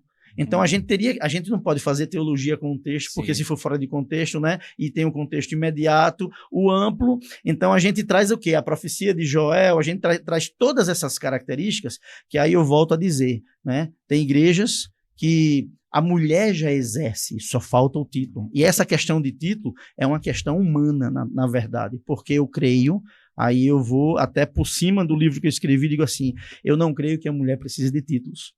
A mulher, ela precisa ouvir a voz do Espírito Santo, porque na história da igreja, nunca, nenhuma mulher que foi usada por Deus, ela deixou de ser usada por Deus porque não tinham o título. Mas creio que é importante a gente trazer à luz essa palavra, porque de fato existe muita opressão, né, e restrição por causa de uma compreensão equivocada. Bom, como eu disse inicialmente, particularmente, não só eu, como boa parte dos teólogos assembleianos, nós entendemos que a mulher pode pregar, ela pode ser usada nas mais diversas áreas, né? Aliás, às vezes a gente fala da pregação e a gente pensa apenas na prédica em si, mas esquecemos que a mensagem de Deus, a pregação, também é transmitida através do louvor. Nós temos aí muitas cantoras, né? Mulheres de Deus que o Senhor tem levantado, e até mesmo, não só no louvor, é um dos meios de transmitir a mensagem, mas também através da pregação, né, em congressos de mulheres, enfim. Então, assim, nós não temos problemas com isso. A mulher pode ser usada como uma profetisa através do dom profético. Enfim, entretanto, Efésios capítulo 4, como você citou, eu vejo ali a questão como algo que tem que ser resolvido à luz de um contexto mais amplo. Uma das características ali do pastor, alguns entendem que o pastor, né, que é dado por Cristo ali, em Efésios capítulo 11, ele é pastor e mestre. É um ofício casado, um dom ministerial em conjunto, porque o pastor pastoreia sendo um mestre, ele pastoreia a partir das Escrituras Sagradas, ok? Certo. Aí nós vamos para Tiago, capítulo 3, verso de número 1, que diz: meus irmãos, muito de vós não sejam mestres. Então, mais uma vez, aqui nós temos a ideia do masculino, certo? E em relação a essa questão, né, da mulher poder exercer algum grau de liderança, vamos considerar assim, algum grau de liderança, ainda que seja submissa a uma autoridade maior, que é o homem, as epístolas que Paulo, as cartas, né, que Paulo escreveu a Timóteo, né, a Tito, já foram escritas praticamente na fase final de sua vida. E aí nós temos ali, em alguns momentos, na viagem missionária de Paulo, nas suas viagens, Paulo tendo relações ali, né, no sentido da obra de Deus, com diversas mulheres, Priscila. E olha que interessante, então nós temos essas cartas que são escritas já na fase final da vida de Paulo. Eu penso que se Paulo tivesse em mente, por ele mesmo, pela experiência, ou sob a orientação do Espírito, que mulheres poderiam exercer a liderança máxima na igreja, sejam elas casadas ou viúvas, nós teríamos algum texto, né, mais específico, onde essa mulher, então, foi estabelecida como uma liderança. E olha que interessante. Tito, capítulo 1, verso 5 diz: por esta causa te deixei em Creta, para que pusesses em boa ordem as coisas que ainda restam. E de cidade em cidade estabelecesses presbíteros, como já te mandei. Aquele que for irrepreensível, marido de uma mulher, e aqui vem toda aquelas especificações que nós encontramos também em 1 Timóteo capítulo 3. Então, assim, será que Paulo não poderia, em algum momento, em algum texto, ou qualquer um outro escritor do Novo Testamento, facilitar, clarear mais essa questão? Faltaria um texto mais claro, isso? Não tem um texto, porque o único texto que nós temos aqui, que até então você tem apresentado, não é que nós temos, mas que você tem proposto, é esse capítulo 5 que nós já discutimos, não vamos ficar aqui andando em círculo. Que a gente não pode usar somente o capítulo 5. Sim. Aí o senhor falou que a gente não tem texto. Eu creio que a gente tem textos. A gente tem texto... Enfim, então qual que seria o texto, assim, que você vê? Não, esse texto claramente indica uma mulher feminino, exercendo o pastorado feminino, sendo a liderança máxima da igreja. Levando em conta, eu tenho aqui, eu não citei todos na introdução, estou citando apenas mais um, eu tenho uma lista de textos aqui, e todas as vezes onde a liderança da igreja é apresentada, essa liderança é masculina. Qual que seria, então, o texto que apresenta, assim, uma liderança feminina, instituída, ordenada de maneira clara nas Escrituras? A gente não vai ter um texto que institui, como também não tem um texto que proíbe. E a gente não pode construir teologia no silêncio das Escrituras. O que é que nós temos? Nós temos a evidência de que mulheres ensinavam a palavra, como Áquila, como Priscila, ensinava a palavra junto com seu marido, e eu creio que a gente já superou a questão da autoridade máxima. Porque o texto, quando diz que a mulher não pode exercer autoridade sobre o seu marido, diz que ela também não pode ensinar. E se a gente for trazer isso como uma doutrina, as mulheres não poderiam estar ensinando hoje nas igrejas que aceitam a mulher ensinar. Então, é quando eu digo que há uma incoerência, uma aparente incoerência nessa interpretação. Porque você tem as filhas de Filipe, que elas profetizavam, e esse profetizar a gente não tem como dizer se era dom espiritual ou era o uso da palavra. Não é? Eu acredito que era o uso da palavra, eram pregadoras. Nós temos, como falei, Priscila, e nós temos o texto de capítulo 5 que está se referindo, como eu falei, argumentei, não vou voltar a falar dele. Então, o senhor me perguntou qual texto que respalda no silêncio. Mais claro. Aí o que acontece? Eu não vou ter um texto. As mulheres pastoras são essas, ou elas podem ser pastores não é nem tal. Isso que eu tô pedindo, porque eu sei que mas vamos lá. Se constrói assim, isso, né? Eu vou trazer uma explicação de algo que Paulo fez, apontar para o que Jesus fez, porque, por exemplo, Paulo, ele circuncidou a Timóteo, mas ele foi o mais ferrenho opositor à circuncisão. E por que Paulo fez isso? Eu vou trazer isso daí para trazer a resposta, porque nós não vamos encontrar na Bíblia de uma forma direta e clara, e como o senhor falou, a autoridade máxima, eu não estou defendendo isso, sim, eu estou defendendo que a mulher ela pode ensinar a exercer a autoridade na igreja, e aí a questão do título de pastor é uma questão do nosso tempo, porque naquele tempo não tinha o título de pastor, tinha quem exercia o dom ministerial dado por Deus de pastor. Então, as características da presbítero, da viúva, das listas de viúvas inscritas, ela traz essas características. Então, eu acho que a gente pode concordar que a mulher podia pregar, e o ensino, sim, ele já vai, digamos assim, desconstruir a ideia teológica do capítulo 2 de 1 Timóteo, que se ela não pode exercer autoridade, ela não pode ensinar, ela também não poderia exercer autoridade e vice-versa. Então, aquele texto não constrói uma doutrina contra o ministério pastoral. Mas voltando a falar sobre Paulo, quando ele circuncida Timóteo, qual o motivo que ele circuncidou? Por uma questão cultural do seu tempo, por uma questão religiosa das sinagogas, que se ele não fizesse isso, ele não teria acesso. Eu vou dar um exemplo. Um exemplo que aconteceu comigo. Eu tenho um tio que é pastor da Assembleia de Deus, e na Assembleia de Deus não se aceita o uso de barba. E ele queria que eu fosse dar uma palavra para os homens lá, e ele disse assim, mas eu quero que você tire a barba. E eu fui para casa refletir. E aí eu parei, aí liguei para o meu primo e disse, olha, diga ao tio, não vou dizer o nome dele, mas diga a ele que eu tiro a minha barba. E eu disse assim, se Paulo circuncidou a Timóteo, por que eu não tiraria a minha barba? Por causa da obra de Cristo. Eu tiro, ela cresce depois, ainda bem, não é? Mas a grande questão é que Paulo fez algo por causa da sua cultura, naturalmente, por causa da cultura, ele não iria instituir uma mulher viúva como uma liderança máxima. E o impedimento que se tem, como eu falei, eles são frágeis porque eles não são conclusivos. Jesus, ele fez algo semelhante. Ele fez algo semelhante porque em alguns momentos, por exemplo, ele diz a Pedro, o que eu estou fazendo agora você não vai compreender, mas depois você compreende. Era por causa de uma limitação cultural. Vamos lá, só para me entender melhor, então quer dizer que... Deixa eu só concluir um pouquinho, vai lá. Desculpe, só mais um pouquinho. Então o que acontece? Jesus, quando ele traz, e ele diz assim, contraria Marta, porque quando Marta chega e diz assim, tu não te incomodas, mestre? É porque naquela cultura, e ainda hoje é assim no Oriente Médio, toda a casa, quando tinha pessoas de fora, tinha um ambiente da frente que era dos homens e tem um ambiente de trás que é das mulheres. Então, quando Marta chega e diz assim, tu não te incomodas, mestre? Por que Jesus se incomodaria que Maria não está lavando a louça, por exemplo? A questão é cultural que o homem, ele sentava aos pés do discípulo para aprender. Tinha um ambiente na casa do Oriente Médio, ainda hoje tem, repito, que a mulher ela não pode estar, é só o homem. Então, Marta estava atônita com a quebra do paradigma, e Jesus quebrou esse paradigma sobre a mulher aprender. Quebrou em privado. Paulo quebra em público. Paulo estava começando a quebrar esse padrão. E eu creio que de tempos em tempos nós precisamos quebrar padrões. Porque, por exemplo, a gente estava conversando antes sobre a questão das proibições de TV e rádio. A minha mãe disse que chegava do culto morrendo de vontade de assistir as novelas de rádio, que eram fascinantes, muito melhor e tal, só que era pecado. Depois veio o tempo da TV.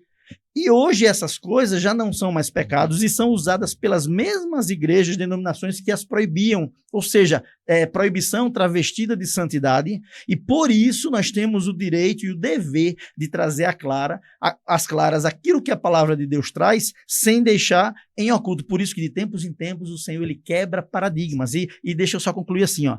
Não estou aqui querendo que as igrejas passem, que não têm pastoras, que não reconhecem, elas passem a ter, não.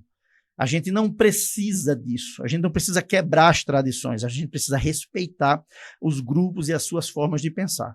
Eu creio que isso aqui pode ser libertador para ambientes onde mulheres se sentem oprimidas, não se sentem dignas de exercer algo que o Senhor tem dado. Então, eu creio que estamos num tempo de esclarecimento para quem cabe esse esclarecimento. Certo. Na sua argumentação aí você disse que, pelo menos eu entendi assim, e Paulo não chegou a instituir uma mulher como liderança na igreja, considerando o contexto, né, do seu tempo. Como Jesus não instituiu certo. Mulheres Então, vamos lá. É da vontade de Deus que mulheres sejam líderes, sejam a liderança máxima, como você defende, né? como viúva. Igualitarismo complementar. Condicional. Condicional.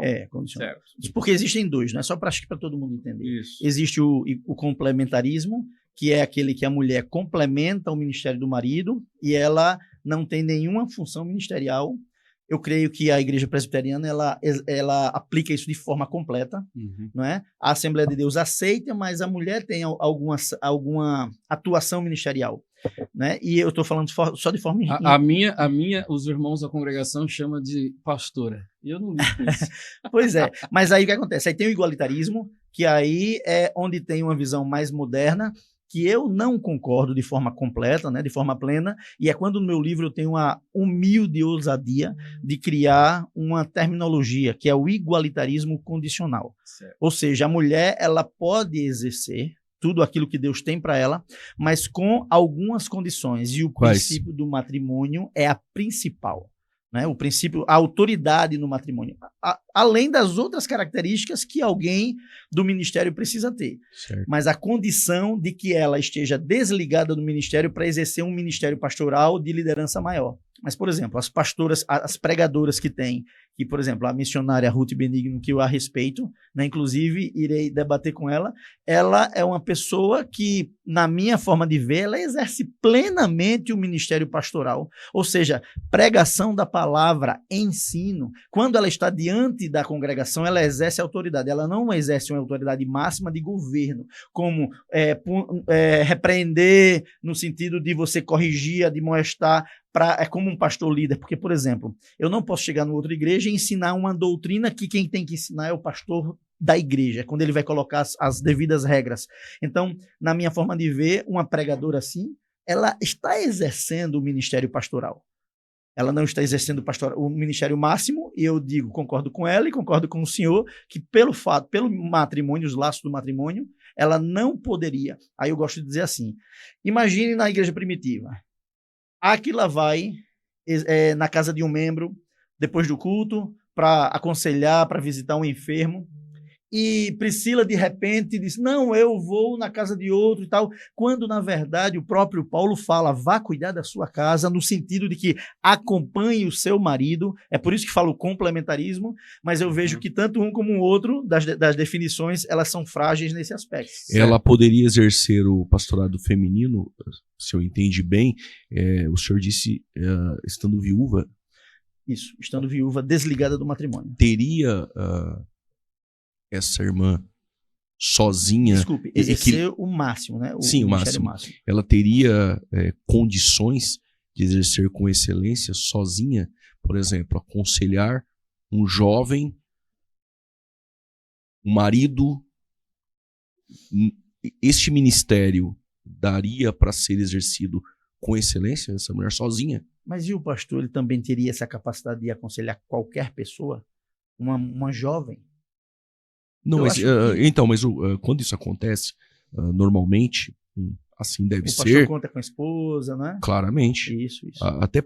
Até por conta disso, que alguns pastores que passaram por um divórcio, quando ele foi a vítima, ou quando a esposa não cometeu adultério, mas separou, ele viúvo, a maioria das igrejas, de forma majoritária, tem essa preocupação até de o afastar, não como punição, porque existe essa deficiência em um pastor só aconselhar, por exemplo, um casal. Esta mulher viúva, sozinha, ela teria como exercer esse ministério com excelência, aconselhar, por exemplo, um casal ou um adolescente, homem, um jovem, que está em um desequilíbrio no tocante à prostituição, por exemplo. Como isso iria acontecer? É só uma dúvida para que eu possa compreender melhor. Existem muitas outras situações que vão se aplicar tanto a homens como mulheres, mas concordo plenamente, que é uma situação sensível para uma mulher que está à frente de forma completa de uma igreja. Por isso que eu acredito que Paulo institui as viúvas mais velhas, ele até inclui a idade de 60 anos, ele fala no texto. Por quê? Porque essas viúvas mais velhas, elas poderiam atuar como, por causa também da prerrogativa da idade delas, da experiência delas. uma senhora, ela pode aconselhar qualquer pessoa pela sua idade e não vai ter, digamos assim, partidarismo por causa dos desejos, como Paulo fala que as mais jovens, ela por causa dos desejos, ela vai casar de novo. Então, eu entendo claramente que Paulo está falando das viúvas escritas, no que diz respeito a exercer um cargo de autoridade por causa da condição delas e principalmente em relação à idade. Ok. É assim que eu acredito. Olha, nós vamos fazer assim, chegou o final do programa. Sim. Eu vou passar a palavra para o pastor Ivan concluir rapidamente. Aí as considerações finais o senhor faz e depois já apresenta livros, como faz para encontrá-lo, enfim. A palavra está contigo. Ele vai concluir. Ele conclui, depois nós vamos para as considerações Eu posso concluir finais. também? Nas considerações finais o senhor pode Tá bom. concluir. Tá Pode ser? Tá bom. Ok. Bom, diante de toda essa argumentação, foi proposta aí pelo pastor Anderson. Diferente, hein? Anderson. Eu vejo uma dificuldade, por exemplo, na ideia de que, por conta do contexto cultural, Cristo não deu uma liberdade maior para a mulher. Por conta do contexto cultural, foi isso que eu entendi que você afirmou. Paulo não deixou uma mulher como uma liderança na igreja, que foi o que eu pedi, né, para você, um texto. E, de fato, nós não temos esse texto. Então, assim, é como que, então, Deus, ele sempre desejou que a mulher fosse uma liderança máxima na congregação, mas nem Cristo, nem Paulo, direcionado pelo Espírito, não o fez por conta do contexto cultural. Então, é como que, então, Deus foi impedido de cumprir um propósito, algo que faz parte da vontade dele, foi impedido de fazê-lo por conta do contexto cultural da sua época. É isso? Olha só, se fosse assim, nós estaríamos, eu não estou sendo irônico, tá, por favor, nós estaríamos usando as mesmas roupas que eles usaram naquele tempo, porque teríamos que reproduzir os mesmos comportamentos, as mesmas diretrizes culturais daquele tempo. Então, hoje a gente tem costumes diferentes daquele tempo e a gente não repete os mesmos costumes. Do mesmo jeito que, por causa dos costumes, o próprio Jesus respeitou a cultura em vários aspectos. Paulo respeitou essa cultura, como falamos aqui. Sim. Então, de fato, Jesus ele precisa ser pregado com as devidas estratégias, como Paulo falou, né? Eu me fiz de tudo para com todos, ou seja, estratégias de persuasão para falar de Cristo. Você tem que ter sabedoria dentro do contexto que você está. Então, sim, por causa da cultura, a mulher não foi instituída pastora ou uma liderança na igreja. Só para fechar, então, a minha fala, essa é a dificuldade que eu vejo, né? Essas questões onde Cristo ficou ali vinculado à cultura, até mesmo Paulo, são questões periféricas, né? Mas nós estamos tratando de um assunto que é um ponto doutrinário de grande relevância. Então, eu não vejo como Deus vai se permitir não realizar o seu propósito, não nos revelar uma verdade de forma mais clara por conta de um contexto cultural da época. E, para fechar, quando nós olhamos para a história do cristianismo, nós vamos ver que há relatos vagos, né, de mulheres exercendo o ministério do ensino. Em relação ao ministério pastoral, praticamente não existe. Então, é como que nós estivéssemos dizendo: Deus sempre quis que as mulheres exercessem o ministério pastoral, por que isso não ocorreu no decorrer da história? Porque Deus foi impedido de fazê-lo por conta do contexto cultural de cada século, né? Então, assim, a história da igreja, na verdade, ela vai demonstrar qual é e sempre foi o propósito de Deus em relação à liderança. Isto é, o homem como liderança no lar e o homem como liderança na igreja. Agora, se eu disser que essas mulheres não foram reconhecidas como lideranças, elas não foram aceitas, sendo a vontade de Deus que elas fossem líderes, e elas não o foram, e aí eu estou falando de 99%, né, dessas mulheres que poderiam ter sido líderes segundo a vontade de Deus, conforme o igualitarista afirma, mas isso não aconteceu por conta do machismo e tantas outras coisas que afirmam. Ou seja, então Deus ficou condicionado e limitado em sua soberania de cumprir o seu propósito, tanto nas Escrituras, nos revelando essa verdade de maneira clara, como também no decorrer da história do cristianismo. Então, agora a última frase minha, né, de fato, dentre todos os textos, né, que eu apresentei, onde Em todas as ocasiões, o líder é o homem, né? Isso nos revela a vontade de Deus nas Escrituras. E a própria história da igreja confirma essa verdade. Ok, estamos chegando ao final do programa. Pastor Anderson Medeiros, um prazer tê-lo aqui. Muito obrigado. O senhor veio de longe, se disponibilizou a brilhantar este programa.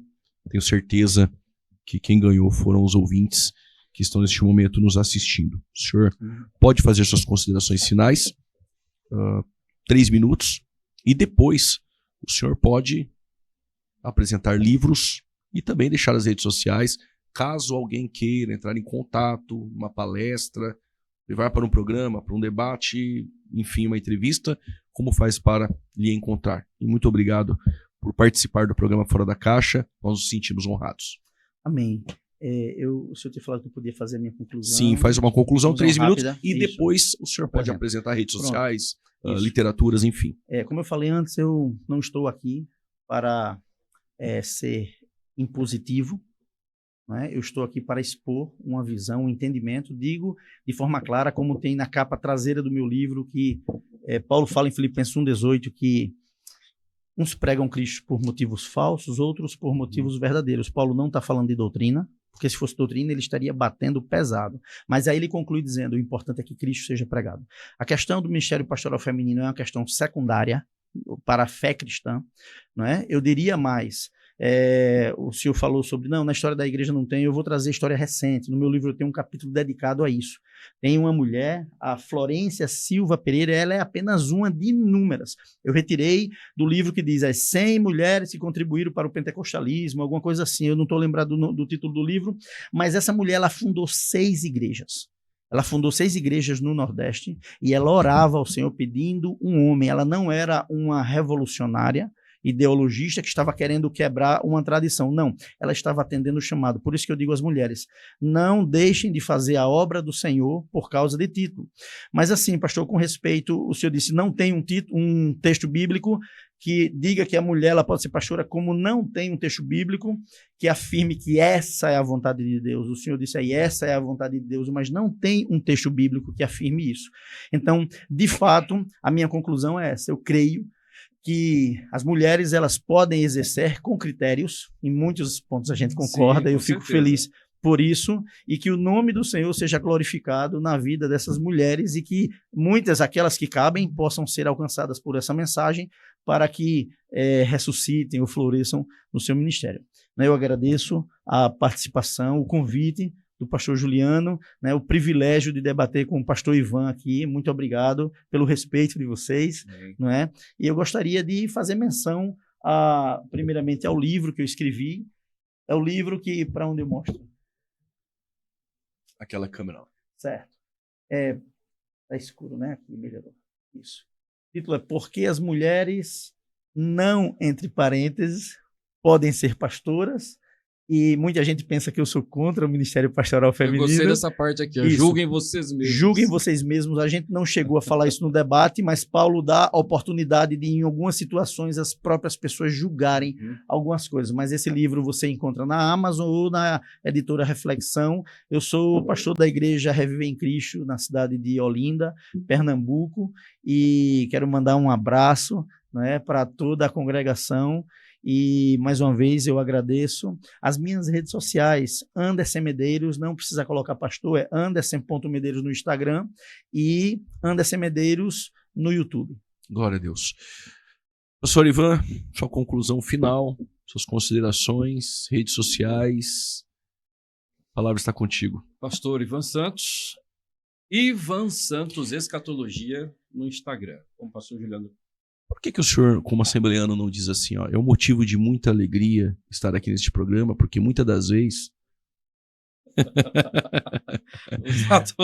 Qual que é o Instagram? Bom, o que eu poderia dizer é que, enfim, nós, pelo menos por um momento, mudamos um pouco o tema, porque normalmente é escatologia, e hoje viemos falar aqui sobre um outro assunto, Eu já tinha desejo de falar um pouco sobre outro assunto, porque nós estudamos tantas coisas. É verdade. Às vezes dá a sensação, pastor Juliano, que o pastor está restrito Ivan só escatologia. nessa matéria. Não é, Enfim, são anos estudando diversas temáticas e aprove a Deus hoje nós discutirmos esse assunto tão relevante né, e pertinente ao nosso tempo. Então, redes sociais, Ivan Santos Escatologia no Instagram. Pode chamar no direct para ministrar palestras, né, escatológicas ou outros temas, né, seminário escatológico, como o pastor Juliano já mencionou, né, já fez menção no início.